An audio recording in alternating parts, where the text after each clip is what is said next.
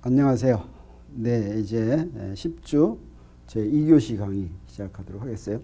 우리 지난 시간부터 드디어 크기를 갖는 물체를 이제 대상으로 확장을 했는데, 크기를 갖는 물체에서는 우리 무엇만 따로 배우면 되냐면 회전 운동만 따로 배우면 된다 그랬죠. 왜 그렇습니까? 크기를 갖는 물체가 일반적으로 운동하면 병진 운동만 합니까? 회전 운동만 합니까?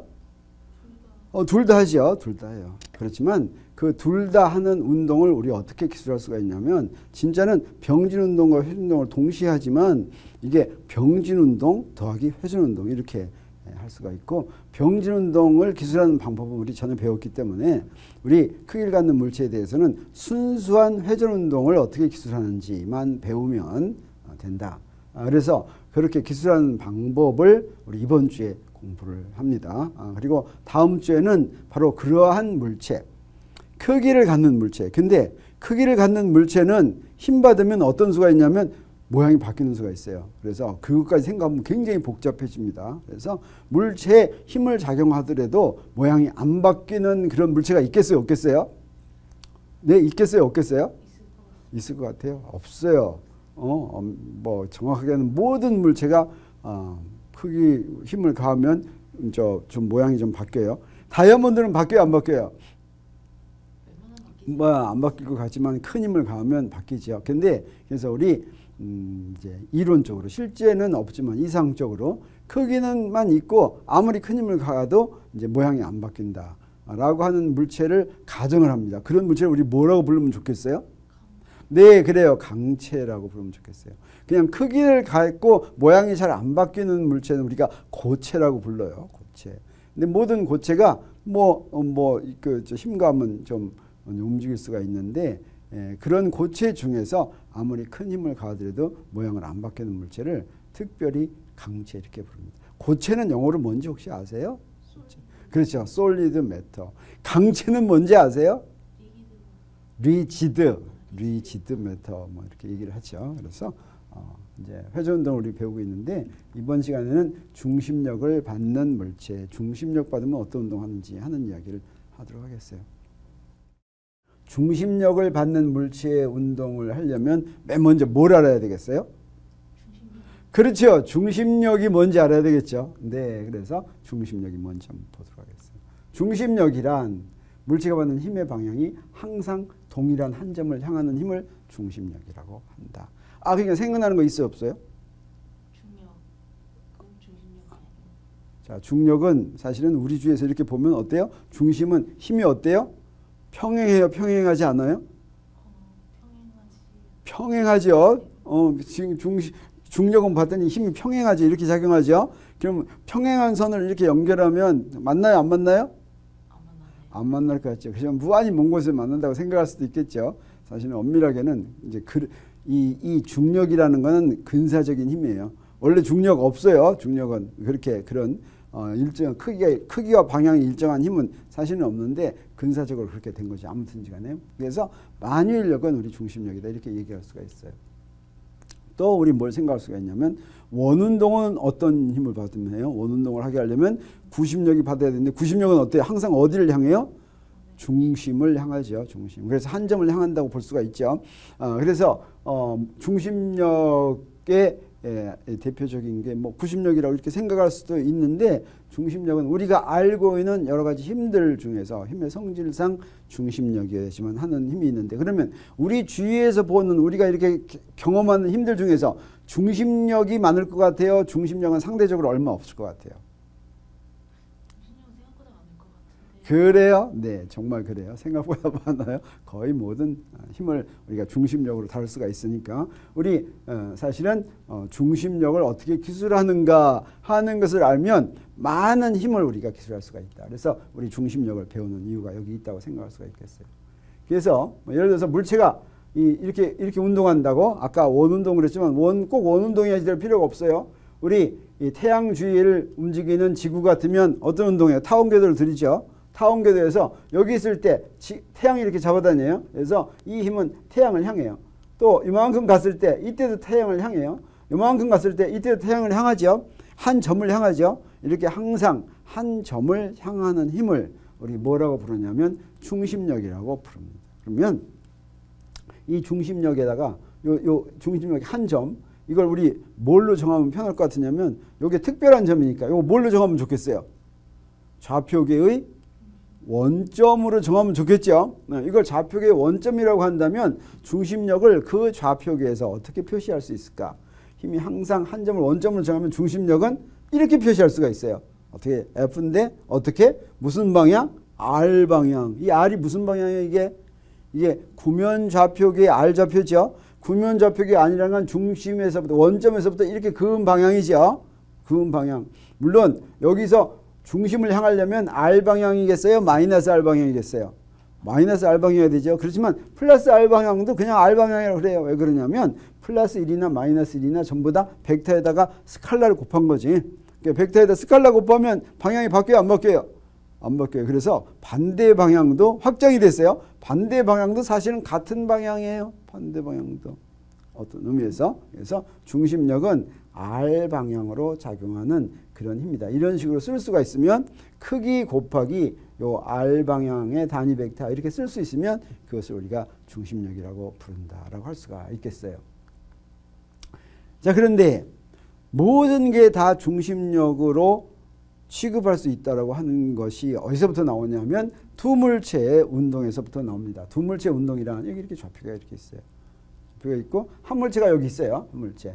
그래서 이 물체까지의 위치 벡터는 R이라고 R1이라고 하겠어요. R1. 그 다음에 또 다른 물체가 있어요. M2. 여기까지의 위치 벡터는 우리 R2라고 하겠어요. 그러면 둘이 서로 상호작용하는 힘은 어떻게 생겼어요? 자, 요거 F1이고 요거 F2죠. 자, 이 F1과 F2는 이거 중심력이 아니에요? 그렇죠. 중심 향하지 않죠. 근데 이걸 우리가 기술할 때는 어떻게 기술하냐? 이 두 물체의 운동을 기술할 때는 어떻게 기술하냐? 두 물체의 운동 기술할 때 어떻게 하면 편하냐면 우리 두 물체에 작용하는 운동 방정식을 이거 원칙적으로 하려면 이렇게 하는 거예요. 우리 물체가 여러 개 있으면 운동 방정식을 어떻게 세운다고 그랬어요? 각 물체마다 하나씩 세운다 그랬죠. 그래서 첫 번째 물체에 세우는 운동 방정식은 이렇게 되겠어요. M1 DT제곱분의 D제곱 R1는 F1. 두 번째는 어떻게 생기겠어요? 똑같죠? 똑같아요. M2 DT제곱분의 D제곱 R2는 F2 이렇게 세우는데 이런 두 물체의 운동을 이게 여러 물체 운동 중에서 가장 간단한 경우죠. 자, 이런 여러 물체의 운동을 기술할 때는 우리 무엇을 생각하는 게 아주 좋다고 그랬습니까? 우리 이건 지난주에 배운 거예요. 여러 물체 운동 기술할 때 새로운 물리랑 뭘 도입하죠? 질량 중심을 도입하는 거예요. 질량 중심. 그러면 질량 중심을 도입하면 질량 중심의 운동은 두 개가 한꺼번에 움직이는 운동인데 사실은 질량 중심의 운동은 별로 그 두 물체의 운동에 대해서 요놈의 질량이 전체적으로 어떻게 움직이는지를 알려주지 두 물체가 상호작용하면서 어떻게 하는지는 별로 관계가 없다. 그래서 여기 사람 둘이 있는데 둘이 막 미워도 하고 좋아도 하고 막 이러죠. 이랬을 때 요 둘의 질량 중심만 봐가지고서는 둘이 지금 무슨 일을 하고 있는지 몰라요. 그냥 같이 이렇게 다닐 뿐이야. 그러면 무슨 좌표를 봐야 되겠어요? 둘이 가까이 있는지 멀리 있는지는 질량 중심만 봐가지고는 알 수 있어요? 없어요? 알 수가 없어요. 그래서 여기 R1과 R2를 질량 중심과 다른 한 좌표로 우리 바꿉니다. 그걸 갖다가 우리 뭐라고 부르냐면 상대 좌표라고 그래요. 그래서 질량 중심 좌표는 우리가 전에 정의한 거나 마찬가지예요. 질량 중심은 M1, R1 더하기 M2, R2를 뭘로 나눠요? 전체 질량으로 나눈 거. 이게 바로 질량 중심 좌표죠. 그리고 또 다른 하나 상대 좌표. 상대 좌표는 첫 번째 좌표에서 두 번째 좌표를 뺀 거예요. 자, 이거를 갖다가 자, 여기서 보면 그래서 이 상대 좌표는 한 물체에서 다른 물체로 연결하는 것인데 여기서 이쪽으로 연결한 거겠어요? 여기서 이쪽으로 연결한 거겠어요? M2에서 M1으로 연결한 거예요? M1에서 M2로 연결한 거예요? 이렇게 표시된 거는? 그렇죠. 나중 거에서 첫 번째 거로 연결된 거죠. 물론 이거를 두 개를 반대 방향으로 해도 상관없어요. 이건 내 마음이에요. 그렇지만 쓰기가 R1 먼저 쓰는 게 좋지. R1-R2 하면 여기서 여기까지 연결한 거. 이게 바로 상대 좌표라고 할 수가 있겠어요. 그러면 이 문제를 풀 때 뉴턴의 운동 방식을 풀 때 좌표 R1과 R2로 풀어도 되고 또는 질량 중심 좌표와 상대 좌표로 풀어도 똑같아요. 똑같은 걸 어떻게 보느냐 하는 거죠. 그래서 그렇게 한번 바꾸어 보면 어떻게 되냐면 역변화는 지금 이게 R1과 R2로 요거 두 개를 표시했는데 요 역변화는 어떻게 구하냐면 R1을 구하기 위해서는 어떻게 하면 되겠어요? R1을 구하기 위해서는 여기서 R2를 소거시키면 돼요. 요 두 개에서 R2를 소거시키기 위해서 여기다 뭘 하냐면 요 전체를 여기다 보내요. 여기 전체를 여기다 보내면 이건 MR이 되는데 여기다가 M2를 곱해가지고 빼요. R1을 곱하려면 여기다 M2를 곱해서 빼면 요게 나와요. 그래서 R1은 질량중심 좌표 더하기 M분의 M2 R 이렇게 되겠어요. 그래서 R1을 곱하려면 M2를 곱해서 빼야 되겠죠. 그 다음에 R2를 곱하려면 M1을 곱해서 빼야지 되겠어요. 그럼 여기 M1 이렇게 되겠어요. 그래서 R1과 R2를 이렇게 바꿔 쓸 수가 있겠어요. 이렇게 바꿔 쓴 것을 아까 우리가 구한 뉴턴의 운동방정식에 대입할 것 같으면 그러면 질량중심 좌표와 상대 좌표로 표시한 뉴턴의 운동방정식을 우리가 구할 수가 있어요. 그렇게 요렇게 요 변환, 이 역변환이 이게 간단해요, 복잡해요? 보고 있으니까 간단해요, 복잡해요? 복잡하지요, 복잡하죠. 네, 우리 이렇게 솔직하게 얘기해야 돼요. 굉장히 복잡해요. 그래서 요걸 갖다가 앞에 있는 첫 번째 물체와 두 번째 물체의 뉴턴의 운동방정식에 대입하면 그 결과가 간단할 것 같아요, 복잡할 것 같아요? 네, 예상으로는 복잡할 것 같죠. 그렇죠? 내가 이렇게 물어보는 거 보니까 어떻게 될 것 같아요? 나중에는 엄청 간단해진다라고 하는 것을 우리가 알 수가 있겠어요. 근데 이때 힘도 우리 표시할 수가 있어요. 자, 보세요. F1은 어떤 힘이에요? F1은 이쪽을 향하죠. 이쪽을 향해요. 그러면 이건 어떤 방향과 상관이 있어요? 상대좌표 방향과 상관이 있어요. 요 힘은 상대좌표 방향하고 반대 방향이죠. 아까 R 방향은 여기서 M2에서 M1을 향하는 게 R 방향이라고 했으니까 그래서 단위 벡터가 상대좌표 단위 벡터의 마이너스 R 방향이 되겠어요. F2는 플러스 R 방향이 되겠어요. 자, 요 두 개를 F라고 똑같이 쓴 건 우리 어떻게 해서 그렇게 쓸 수가 있어요?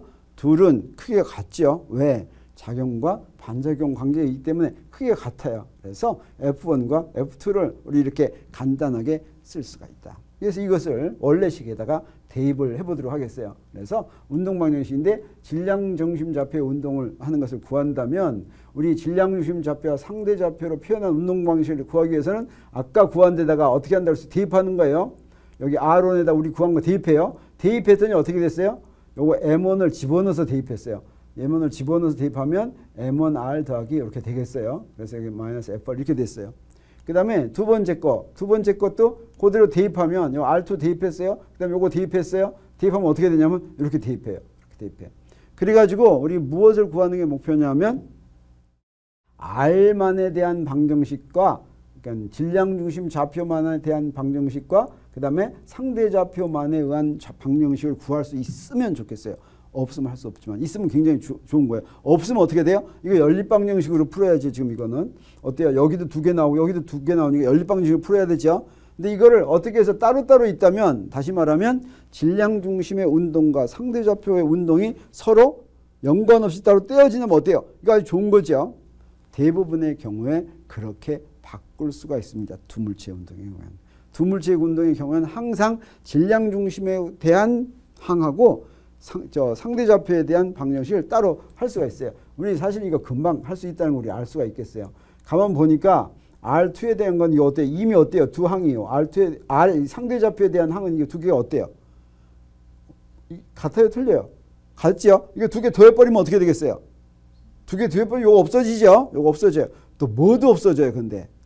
요것도 없어져 버리죠. 요것도 없어져 버려요. 그러면 요거 두 개 더하면 어떻게 될까? 요거 두 개 더하면 M1 더하기 M2가 되는데 그게 바로 뭐예요? 그게 총질량이죠. 그래서 그렇게 두 개 더하면 뭐가 나오냐면 위에 두 식을 그냥 더하기만 했어요. 그랬더니 뭐가 나오냐면 이렇게 나와요. 이게 바로 질량중심 좌표에 대한 식이다. 근데 이건 사실은 우리 예상을 하겠어요. 이거 꼭 항상 이렇게 되는 게 아니라 여러 물체 운동의 경우에도 두 물체뿐 아니라 여러 물체 운동의 경우에도 어땠어요? 사실은 식을 다 더하면 이렇게 좌변은 이렇게 됐어요. 우변은 외력이 없으면 0되죠. 0돼요. 그래서 뭐 이렇게 두 물체의 경우에 이렇게 복잡하게 안 하더라도 이거 우리 금방 예상할 수가 있는 거예요. 그럼 이건 무슨 얘기냐? 질량중심 좌표는 등속도 운동을 한다라고 하는 뜻이 되겠어요. 외력이 없으면 또 그렇게 하게 돼 있어요. 그래서 질량중심에다가 총질량 곱한 게 바로 총선운동량인데 총선운동량이 안 변하고 일정한 게 이게 지금 외력이 작용하지 않는 경우죠. 그래서 이렇게 간단하게 되겠어요. 그래서 이건 두물체 운동에서 이게 간단한데 특히 어때요? 질량 중심이 등속도 운동을 하니까 이 등속도 운동하면 그게 관성계면 바로 그렇게 등속도 운동하는 요 질량 중심을 원점으로 딱 만들어 버리면 어떻게 돼요? 그 사실은 질량 중심을 원점으로 만든 좌표계를 우리 뭐라고 그런다 그랬어요? 그런 좌표계가 있다 그랬죠. 그게 바로 무슨 좌표계냐면 질량 중심 좌표계인데 질량 중심 좌표계에서는 질량 중심이 어떻게 했어요? 원점에서 어때요? 안 움직이고 가만히 있는 거죠. 네, 물체가 안 움직이고 가만히 있으면 그런 운동을 뭐라고 그러냐면 그런 운동을 기술하기 위해서 애를 쓸 필요가 있어요, 없어요? 원점에 안 움직이고 가만히 있는 거는 그냥 있으나 마나한 운동이죠. 그런 걸 우리가 트리비얼한 운동이라고 그래요. 그래서 우리 두 물체의 운동을 질량 중심 좌표와 상대 좌표로 나눠놨더니 질량 중심 좌표는 어떤 거예요? 그냥 질량 중심 좌표에서는 특별히 원점에서 가만히 있는 거예요. 그러니까 없는 거나 마찬가지예요. 질량 중심 운동은 우리 별 신경을 쓸 필요가 없어요. 그래서 중요한 건 뭐냐면 상대 좌표의 운동이라고 하는 거죠. 그러면 상대 좌표의 운동을 구하기 위해서는 이거 어떻게 하면 되겠어요? 상대 좌표를 없애면 될 것 같은데 상대 좌표를 없애려면 어떻게 하면 되겠어요? 어떻게 하면 되겠어요? 두 식에서 어떻게 하면 되겠어요? 가만 보니까 여기다 썼나 보자. 상대 좌표 운동. 첫 번째 식을 M1으로 두 번째 식을 M2로 나누면 되겠죠. 그래서 이렇게 된 데서 이렇게 됐으니까 여기서 M1을 나누면 뭐가 되냐면 이렇게 되겠어요. M1 요것만 M1 나눴어요. 그 다음에 여기서는 M2를 나누면 어떻게 돼요? 이렇게 되겠어요. 그러니까 이제 이거 어떻게 돼요? 어떻게 되면 이거 없어져요? 두 개를 어떻게 하면 없어져요? 빼면 없어지네. 빼면 바로 없어지죠. 근데 빼면 이건 뭐가 돼요? 빼면 이거 뭐가 되냐면 이거 빼니까 이건 라지 M이 되는데 이건 뭐가 돼요? M2 더하기 M1 이렇게 되죠. 그러니까 앞에 개수가 있어요? 없어요? 없어져 버리네. 없어져 버려요. 근데 여기서는 뭐가 돼요? 여기서는 이거 빼니까 이거 마이너스하고 M분의 1 빼기 M1분의 1 빼기 M2분의 1 이렇게 되겠죠. 그래서 식이 어떻게 되냐면 dt 제곱분의 d 제곱 r 하고서 는 마이너스 M1분의 1 마이너스 M2분의 1 곱하기 F 이렇게 되겠어요. 그래서 M1분의 1 더하기 M2분의 1을 이쪽으로 갖고 오는 게 좋겠죠. 갖고 오는 게. 그래서 식의 모양이 어떻게 되냐면 뺀 다음에 상대좌표에 대한 운동식은 이렇게 되는데 이쪽으로 갖고 왔어요. 갖고 오면 이렇게 되는데 이렇게 복잡한 요거를 질량처럼 취급하면 좋겠어요. 요걸 질량처럼 취급하면 뮤라고 놓겠어요. 뮤라고 놓으면 이렇게 되는데 이게 바로 뭐냐면 어떻게 놓은 거냐면 아까 여기서 M1분의 1 더하기 M2분의 1을 뮤분의 1로 놓은 거예요. 놓으면 이게 되는 거예요. 뮤분의 1로 놓으면 뮤를 이렇게 갖고 가면 여기 뮤가 되는 거죠. 그래서 질량 상대 좌표의 운동은 뭐와 같으냐면 똑같은 요 힘을 받는데 그래서 뭐예요? 작용 반작용 중에 하나죠. 각 물체 하나가 받는 힘을 받는데 그러니까 두 물체가 상호작용할 때 두 물체 하나가 받는 힘을 받으면서 운동하는데 그때 질량이 뭐인 것처럼 질량이 뮤인 것처럼. 근데 이렇게 주어지는 질량은 뭐라고 부르냐면 어때요? 이거 뭐라고 불러요? 두 물체가 있을 때 두 물체의 질량을 m분의 1 더하기 m2분의 1은 뮤분의 1 이렇게 해서 계산한 이 질량을 뭐라고 부르냐면 네, 환산 질량이라고 부르죠. 환산 질량을 영어로 하면 뭐예요? reduced matter라고 그러는 거죠. reduced matter. 그래서 상대 좌표란 두 물체 운동했을 때 상대 좌표의 운동은 상대 좌표에 뭐가 있는 것처럼 환산 질량이 있는 것처럼 움직이는 거다. 어떤 힘을 받고? 그 물체 중에 하나가 받는 힘을 받고. 근데 이 힘은 어떤 형태예요? 봤더니 이 힘은 어떤 형태? 중심력 형태죠. 두 물체의 운동을 딱 봤더니 중심력을 받고 움직이는 물체 운동이 되겠어요. 그래서 중심력은 어떤 힘을 받든지 중심력 받는 것으로 기술할 수 있다라고 하는 그런 좋은 결과를 얻었죠. 그래서 상대 좌표는 환산 질량이 중심력을 받는 운동을 한다라고 하는 것을 우리가 알게 됐어요. 그래서 두 물체의 운동은 우리 정리하면 질량 중심 운동과 상대 좌표 운동으로 구분해서 기술할 수가 있는데 질량 중심은 등속도 운동을 해요. 거기다가 이 등속도 운동하는 걸 갖다가 질량 중심 좌표계에서 기술할 것 같으면 그냥 안 움직이는 운동하죠. 그래서 질량 중심은 정지되어 있으므로 편리한데 두 물체의 운동에 대한 의미 있는 정보는 전부 다 어디서 나오냐면 상대 좌표에 대해서 나와요. 그래서 여러분은 지금 굉장히 높은 공부를 하고 있으니까 어때요? 상대 좌표 가지고 공부한 적 있어요? 없어요? 네, 특히 핵물리 같은 거 할 때는 그렇죠. 상대 좌표 가지고 하죠. 상대 좌표는 좌표 몇 개예요? 하나밖에 없죠. 두 물체를 하나로 기술하는 거죠. 걱정돼요, 안 돼요? 걱정이 돼요. 그렇지만 우리 두 물체를 한 물체로 할 때 만약에 두 물체가 있는데 질량이 똑같은 두 물체다. 그러면 요거의 환산 질량은 얼마겠어요? 요 놈도 m이고 저 놈도 m이다. 그러면 환산 질량은 얼마예요? 얼마? 2분의 m이죠. 2분의 m. 그래서 2분의 m인 물체가 힘 받으면서 한 물체가 받는 힘 받으면서 움직이는 운동을 한다. 그래서 사실은 환산 질량이 한 운동을 다 구한 다음에 다시 원래 문제로 돌아가려면 R1, R2에 대한 운동을 다시 거기서부터 이제 역변환을 해서 찾아내야지 되는 거예요. 그러면 어떤 운동을 할지 우리가 잘 알 수가 있는데, 근데 두 물체 중 한 물체의 질량이 다른 물체보다 훨씬 크면 그때는 어떻게 되냐? 뮤분의 1은 m1분의 1 더하기 m2분의 1인데 둘 중에 하나, m1이나 m2가 훨씬 크다 그러면 어떻게 되겠어요? 그러면 만약에 m1이 크다 그러면 m1으로 잡아 빼면 m1분의 m2는 뭐가 돼요? 0이 돼요. 그래서 환산 질량이 뭐하고 같아지겠어요? 큰 질량하고 같아지겠어요? 작은 질량하고 같아지겠어요? 네? 네? 환산 질량이 큰 질량하고 같아지겠어요? 작은 질량하고 같아지겠어요? 환산 질량이 작은 질량하고 같아져요. 그리고 큰 질량은 없는 거나 마찬가지로 돼요. 그래서 태양 옆에서 지구가 뺑뺑 돈다고 그럴 때 태양과 지구도 어때요? 두물체 운동이죠. 두물체 운동.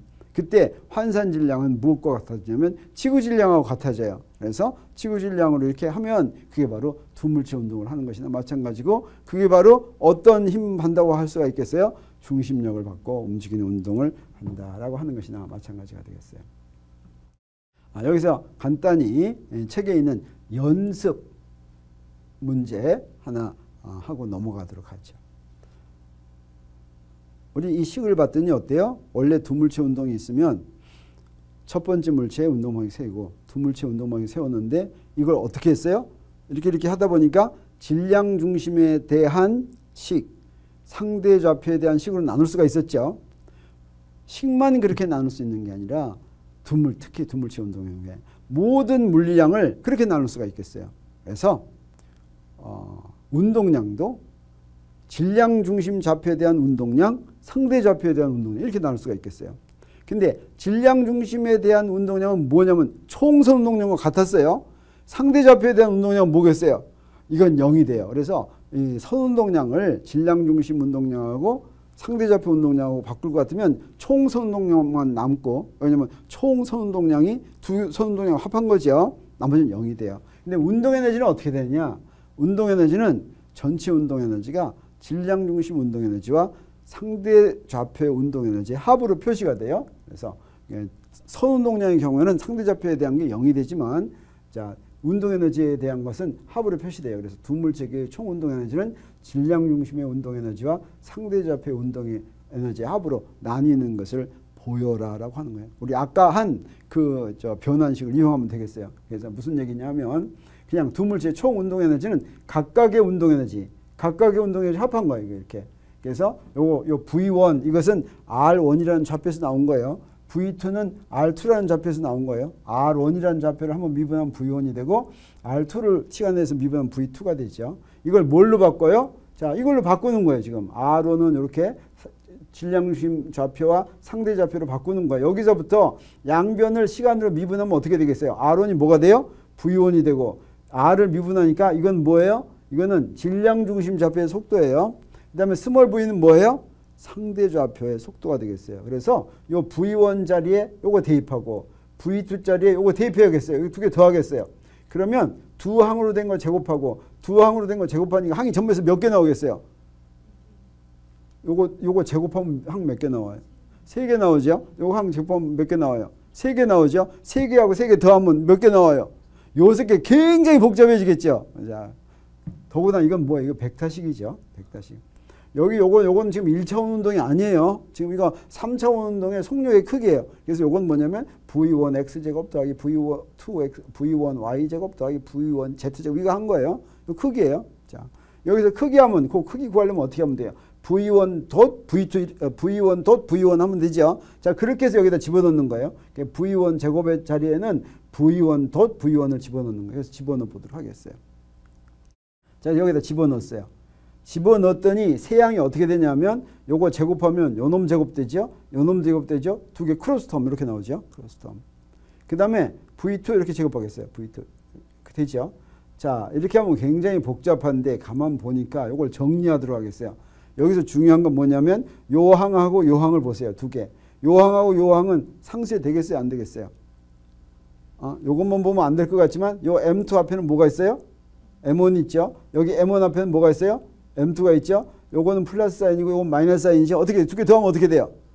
상쇄되겠죠. 상쇄되겠어요. 그러면 우리 뭐만 더할 수 있냐면 라지 V항, 스몰 V항만 이렇게 더할 수가 있겠죠. 그래서 라지 V항은 어떻게 더하면 어떻게 되냐면 요놈 두 개 더했어요.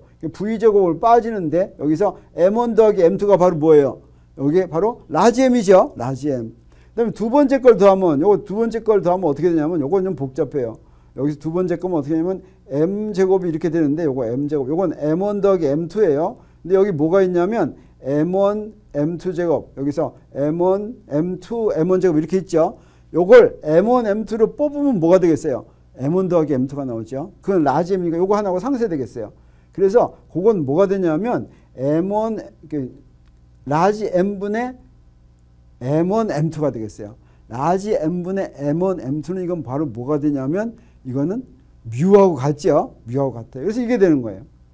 그래서 요 놈이 요게 어떻게 되냐면 요거를 질량중심 좌표하고 상대좌표로 바꿨더니 질량중심 좌표와 총질량 그다음에 상대좌표와 환산질량 이렇게 나온 거예요. 그래서 어떤 운동에너지가 되냐면 총질량의 운동에너지 총질량이 질량중심에 있는 운동에너지와 환산질량이 상대좌표 속도에 있는 운동에너지의 두 개 합으로 나온다. 크로스텀이 없다. 항상 어떤 양이든지 이렇게 분리가 된다라고 하는 것을 증명할 수가 있어요. 그러면 무슨 얘기냐면 두 물체가 아무렇게나 막 움직이면 두 물체의 운동을 질량중심만의 운동 더하기 환산질량만의 운동 이걸 상대운동이라고 그래요. 상대운동으로 이렇게 분리해서 생각할 수가 있다라고 하는 거죠. 근데 질량중심의 운동은 어떤다고 그랬어요? 요거 제로라고 그랬죠? 이거 사실 없죠. 이거 그래서 질량중심 좌표계에서 보면 뭐만 남아요? 뭐만 남냐면 이것만 남아, 이것만 남는다라고 하는 것을 우리 알 수가 있겠어요. 네, 어디에 있어요? 여기? 네.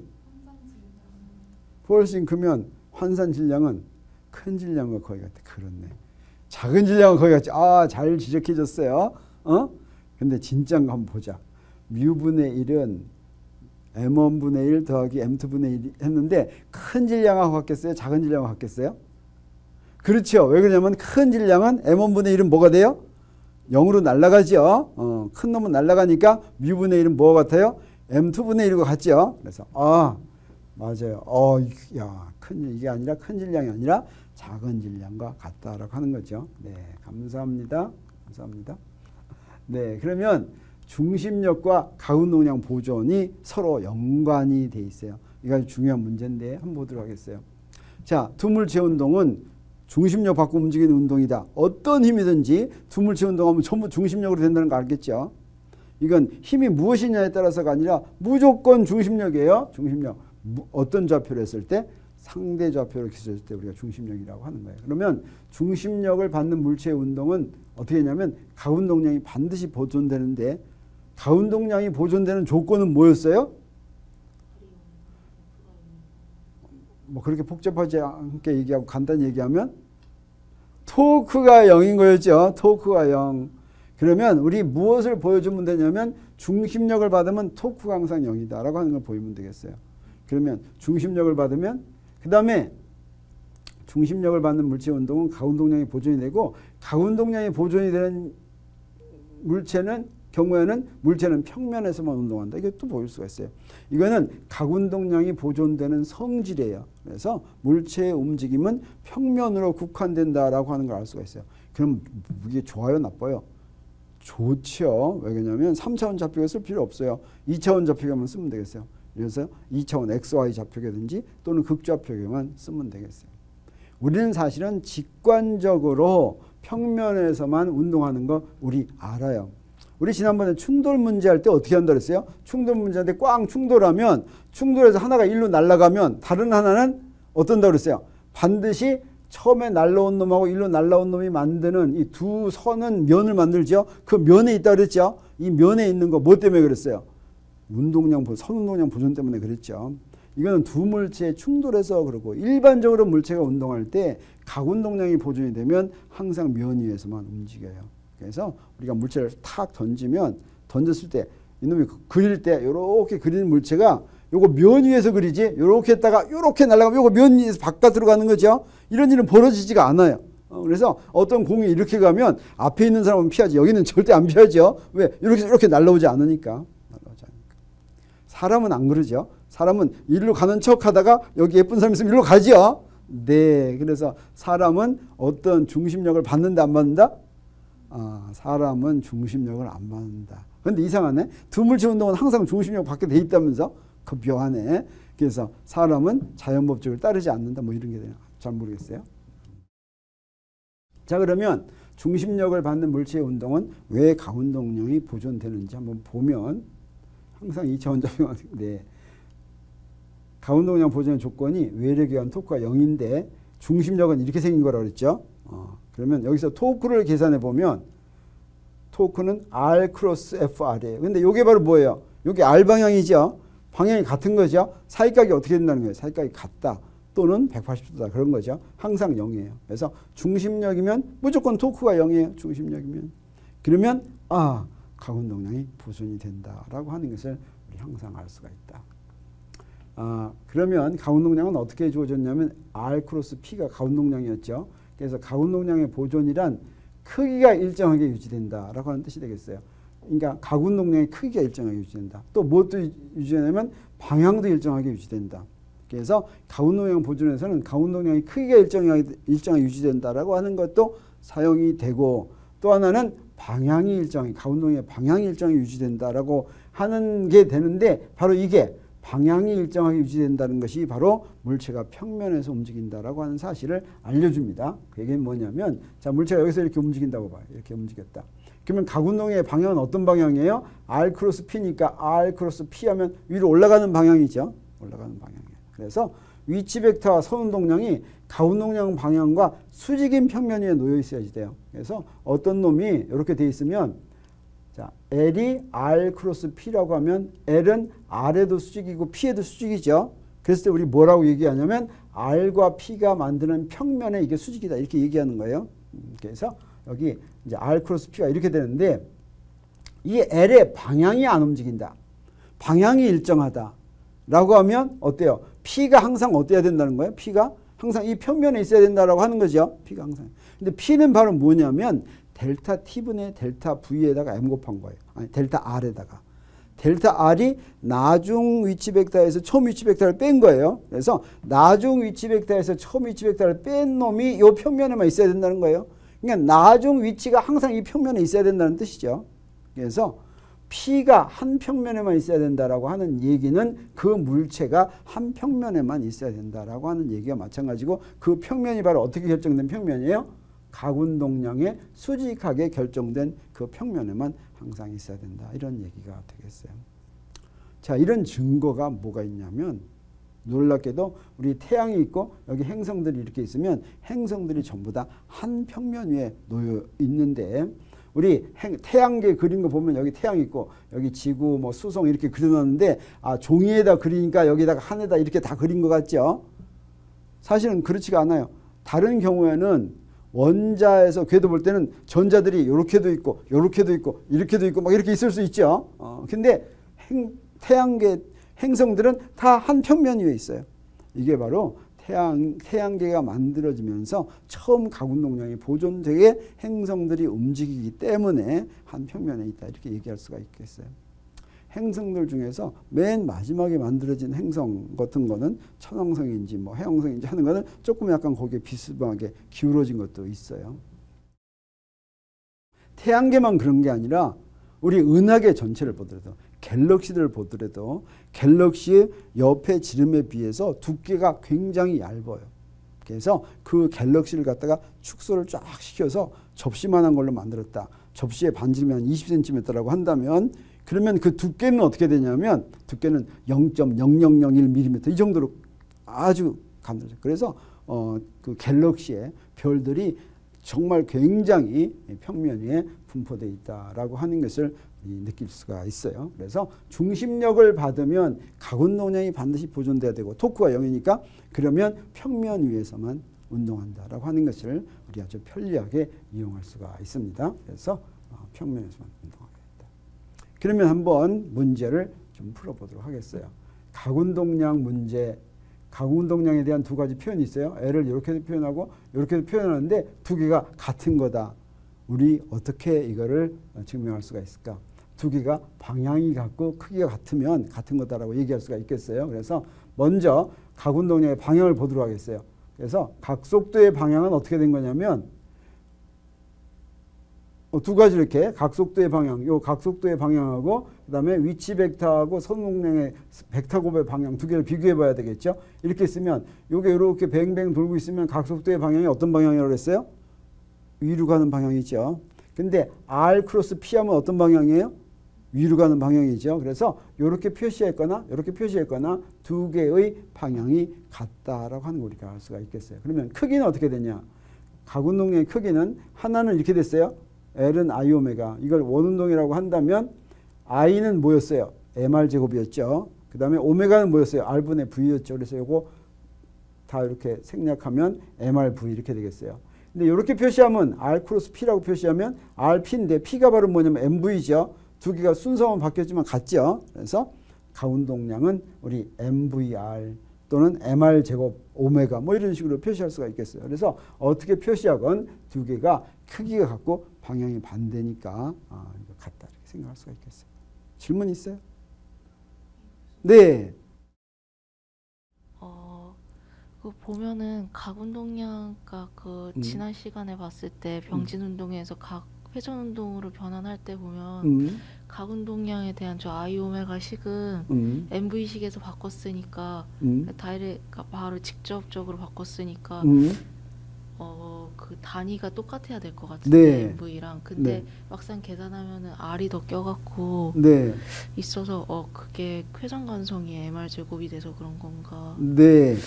그래서 아주 좋은 질문 해줬어요. 이거의 각운동량의 단위가 도대체 어떻게 될까? 그다음에 각운동량이 이렇게도 정의되고 이렇게도 정의가 되는데 이 단위가 같을까? 뭐 이런 질문이라고 보여져요.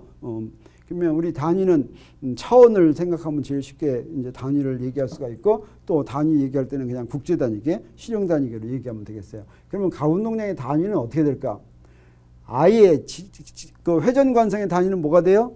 회전 관성의 단위는 mr 제곱이니까 킬로그램 미터 제곱 이렇게 하면 되겠죠. 킬로그램 미터 제곱. 그 다음에 오메가의 단위는 뭐가 돼요?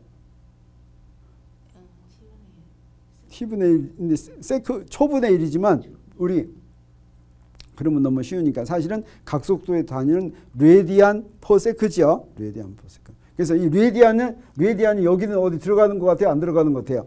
안 들어가는 것 같죠? 그래서 레디안이 여기는 들어가는데 왜 여기는 왜 안 들어가요? 뭐 이럴 수가 있단 말이에요. 여기 레디안 들어갈 데 없지 지금 여기는. 근데 레디안은 어때요? 단위라고 쓰기만 썼지 그건 없어도 되는 단위다라고 하는 거 우리 처음에 회전각 할 때 했죠. 그래서 레디안은 단위가 없어도 되는데 사실은 회전각은 단위가 필요가 없어요. 필요가 없는데 이게 회전각이라는 걸 표시하기 위해서 레디안이라는 단위를 쓰는 거예요. 그래서 이걸 곱해가지고 다른 단위로 만들 때는 요 놈이 I 오메가니까 처음에 할 때는 킬로그램 미터 제곱 그다음에 레디안 퍼 세크 이렇게 쓰면 좋을 것 같은데 이때는 레디안 쓸 필요가 없어요. 또 안 써요. 그래서 각운동량의 단위는 킬로그램 미터 제곱 나누기 세크 이렇게 하는 거예요. 레디안이 필요가 없어요. 식이 없으면 마찬가지니까. 그러면 요 놈은 어떻게 되냐? 요 놈은 R의 단위는 미터죠. 그 다음에 요거 운동량의 단위는 어떻게 돼요? MV니까 킬로그램 미터 퍼 세크죠. 그래서 어떻게 됐어요? 킬로그램 미터 제곱 퍼 세크 이렇게 됐죠. 그래서 요 놈이나 단위가 똑같이 됐죠. 그래서 레디안은 단위가 필요가 없는 거다. 네, 아주 좋은 질문 해줬어요. 질문 또 있어요? 네, 좋았어요. 그럼 그 다음 문제로 넘어가도록 하겠어요. 자, 케플러의 면적 속도 일정의 법칙. 이건 무슨 문제일까? 자, 지구와 같이 만유인력 같은 중심력만 받으면, 자, 만유인력은 우리가 중심력이라고 하죠. 만족하는 가운동량 보존 법칙이 같은 시간 동안에 지름 벡터가 쓸고 가는 면적이 일정하는 면적 속도 일정의 법칙과 같음을 보여라. 네. 사실은 케플러의 면적 속도 법칙이 이게 케플러의 제2법칙이지. 네, 케플러의 제2법칙은 뉴턴의 운동 법칙 나오지 않을 때 했던 거예요. 뉴턴의 운동 법칙이 나오니까 이거 뉴턴의 운동 법칙으로 케플러의 제2법칙 면적 속도의 법칙이 옳다고 하는 것을 금방 증명할 수가 있었는데, 그 증명이 바로 뭐냐면 면적 속도의 법칙은 어떻게 해서 나온 거냐면 가운동량 보존 법칙에서부터 나온 거예요. 면적 속도 일정의 법칙은 가운동량 보존 법칙하고 똑같은 것인데 그걸 보여라 라고 하는 겁니다. 그래서 한번 보여보도록 하겠어요. 자, 가운동량의 크기가 일정하다는 조건은 바로 뭐냐면 크기가 일정한 거예요. 지금 방향은 빼고 LV 제곱은 아까 고쳤죠. 요 V를 R 오메가로 고치면 MR 오메가 제곱은 일정. 그러니까 M은 안 바뀐다고 하면 이거 바로 R 오메가 제곱은 일정이다 라고 하는 얘기나 마찬가지예요. 이게 가운동량 보존입니다. 보존. 그런데 면적 속도란 어떻게 될까? 면적 속도란 뭐냐면 어떤 놈이 이렇게 움직일 때 중심에서부터 어떤 놈까지의 거리가 요 지름 벡터, 이게 지름 벡터가 쓸고 가는 요 지름 벡터가 쓸고 가는 면적, 요게 면적이에요. 요거 면적. 요 면적이 증가하는 비율이 일정하다라고 하는 뜻이에요. 그래서 요 면적을 먼저 구하면 우리 어떻게 구할 수 있냐면 요건 거의 삼각형이나 마찬가지죠. 삼각형에서 요게 굉장히 작다면 요걸 뭐로 생각할 수 있냐면 높이로 생각할 수 있어요. 그래서 요거의 면적은 여기 요 각을 요걸 델타 세타라고 하면 어떻게 구할 수가 있냐면 그러면 요건 R 델타 세타가 돼요. 그래서 요거의 면적은 우리 델타 S는 2분의 1하고 R 곱하기 높이, 요 R 곱하기 요 높이 이렇게 구할 수가 있어요. 그래서 2분의 1 R 제곱 델타 세타 이렇게 됩니다. 면적 속도란 여기서 여기까지 가는 데까지 시간으로 나눈 거예요. 그래서 델타 T분의 델타 S는 2분의 1 R 제곱 델타 T분의 델타 세타 이렇게 되죠. 근데 델타 T분의 델타 세타가 바로 뭐냐면 오메가예요. 그러니까 이게 바로 2분의 1 R 제곱 오메가 이렇게 되는 거죠. 근데 R 제곱 오메가가 바로 뭐예요? R 제곱 오메가? 이거 누가 이렇게 썼어? 이것도 오차네. 오타예요. 그렇죠. 이거 이러면 안 되죠. 이게 뭘로 바뀌어야 돼요? 그렇죠. M R 제곱 오메가 되죠. 야, 왜 이거 보고도 가만히 있어? 응? 네. 이게 R 제곱 오메가죠. R 제곱 오메가 일정이에요. 근데 여기서 면적 속도가 바로 뭐예요? R 제곱 오메가 나왔으니까 이게 어떻게 되는 거예요? 이게 바로 일정이죠. 다시 말하면 이게 뭐하고 같으냐면 2분의 1 M분의 L과 같은데 L이 일정하면 면적 속도가 일정하다라고 하는 거죠. 그래서 면적 속도가 일정하다라고 하는 것은 이건 바로 가운동량 보존이다. 이 가운동량 보존은 왜 나왔어요? 네, 지구가 받는 힘이 중심력이기 때문에 나왔죠. 중심력이라는 조건이다라고 하는 걸 우리가 알았어요. 그 다음에 케플러의 조화의 법칙. 이건 케플러가 엄청 자랑스러워하는 거였어요. 이것도 어떻게 해서 나왔는지 모르는데 봤더니 뉴턴의 운동 법칙으로 바로 풀 수가 있었어요. 그래서 지구의 반지름이 R인 원궤도를 그리면서 태양 주위를 공전한다고 가정하고 R과 공전주기 T 사이의 관계식을 구하라. 사실 일반적으로 하려면 뉴턴의 운동 방식을 풀면 이게 타원 궤도라는 게 나오고, 이 타원 궤도의 주기의 제곱은 장반지름, 긴 반지름의 세제곱과 같다고 하는 것을 그대로 증명할 수가 있는데, 그렇게 증명하려면 복잡해요. 그래서 간단하게 원궤도를 돈다고 하면 쉽게 그 성질은 우리가 증명할 수가 있어요. 그래서 뉴턴의 운동 방정식이에요. 이때 뉴턴의 운동 방정식에 우리가 이거를 지구한테 적용한다고 하면 좌변에다가는 뭘 집어넣냐면 이 만유인력 집어넣으면 되겠어요. 이거 지구 반지름이에요. 우변에는 뭘 집어넣느냐? 우변은 등속 원운동의 가속도를 집어넣으면 되겠어요. 이거는 라지 R로 해야 되겠죠. 라지 R 제곱분의 V 제곱. 여기다 집어넣는 거예요. 집어넣으면 또 공전 주기는 뭐냐면 T는 원의 둘레를 속도로 나눈 거죠. 그래서 V분의 2파이R이에요. 그래서 이 놈들을 다 여기다가 집어넣으면 뭐가 되냐면, 자, 여기 좌변에 집어넣었어요. R 제곱분의 GMM. 또 우변에다 집어넣었어요. M 곱하기 R분의 V 제곱. 그 다음에 이 V 대신에 여기서 집어넣었어요. V 대신에 뭘로 집어넣으면 되냐면 T분의 2파이R로 집어넣으면 되죠. 그래서 요걸 갖다가 약분하면 뭐가 되냐면, 약분하면 여기서 제곱 나와요. T 제곱은 4파이 제곱하고서 GM 나누겠어요. 요건 상수죠. 그 다음에 R 3승 이렇게 나왔어요. 그래서 주기의 제곱은 반지름에 이거 원이니까 뭐 장반지름 이렇게 할 필요 없죠. 근데 타원의 경우에는 딱 어떻게 나오냐면 여기에 긴 반지름이 딱 나와요. 긴 반지름이. 그래서 이것이 3승에 비례한다. 이게 바로 케플러의 제3법칙 조화의 법칙이었어요. 네, 또 있네. 가운동량 보존. 자, 원일점까지의 거리가 A고 근일점까지의 거리가 B인 혜성이 있다고 하자. 그래서 한쪽에 속력이 V일 때 다른 쪽 속력을 구하라. 이거는 뭐냐면 자, 혜성이 이렇게 찌그러진 타원 궤도를 돌아요. 여기 태양이 있어요. 원일점 여기서부터 여기까지가 원일점이에요. 근일점이에요. 원일점은 여기서 여기서부터 여기까지는 A고 여기서 여기까지는 B라고 할 때 여기에서부터 속력을 스몰 V라고 한다면 V라고 하면 여기에서의 속력은 얼마일까? VV라고 할 때 이걸 구하라라고 하는 거예요. 자, 이거 가운동량 보존 적용하면 되겠어요. 가운동량 보존은 R 크로스 P죠. R 크로스 P. 그러니까 R 크로스 V 해야 되겠어요. 그래서 이런 데서 하려면 R과 V 사이의 사이각이 여러 가지이기 때문에 복잡해요. 그래서 원일점과 근일점에서는 어떤 특징이 있어요? 사이각이 얼마예요? 딱 90도죠. 그래서 가운동량 구하기가 좋아요. 그래서 이때 두 개는 어떻게 하면 되냐면 사이각 사인 세타를 그냥 2분의 파이 집어넣으면 1되죠. 그걸 적용하면 쉽게 되겠어요. 그래서 원일점과 근일점에서 위치 벡터 속도가 수직이니까 우리 근일점에서 가운동량은 MVB 또 원일점에서 가운동량은 MV 프라임 A 그런데 두 개가 어때야 돼요? 같아야 되기 때문에 어떻게 되냐면 여기서부터 V 프라임은 A분의 BV다. 그래서 A가 굉장히 길고 B가 굉장히 짧으면 여기서는 어때요? 속도가 굉장히 느리다라고 하는 거죠. 그래서 혜성이 여기서는 굉장히 느리게 가고 여기서는 굉장히 빨리 간다라고 하는 것을 이렇게 간단히 증명할 수가 있겠어요.